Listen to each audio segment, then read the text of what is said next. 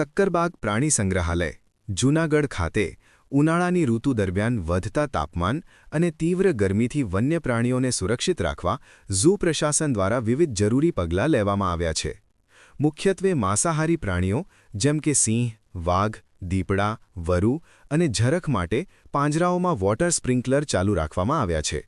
ઉપરાંત બપોરના સમયે પૂરતો કુદરતી છાંયો મળી રહે તે માટે વૃક્ષોના છાયામાં પ્રાણીઓને આરામ મળી રહે તેવી યોગ્ય વ્યવસ્થા કરવામાં આવી છે।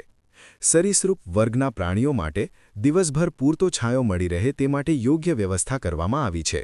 સાથે જ પાણીના કુંડ અને ફુવારાની વ્યવસ્થા પણ કરવામાં આવી છે। તમામ વન્ય પ્રાણીઓનું સીસીટીવી દ્વારા સતત હેલ્થ મોનિટરિંગ કરવામાં આવે છે।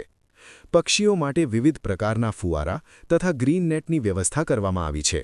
તેમના ખોરાકમાં વધુ પાણી ધરાવતા તરબૂચ અને ટેટી જેવા ફળોનો સમાવેશ વધારે શું આપ હાડકાને લગતી તમામ સમસ્યાઓની શ્રેષ્ઠતમ સારવાર માટે નિષ્ણાત ડોક્ટરની શોધમાં છો?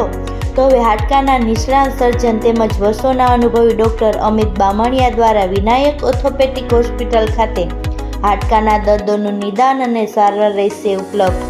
સાથે અહીં ગંભીર પ્રકારના ફ્રેક્ચરના ઓપરેશનો, ગોઠણ, ખંભા તથા શરીરના અન્ય સાંધાઓની સારવાર, કમર તથા સાયન્ટિકાના દુખાવાની સારવાર મળશે।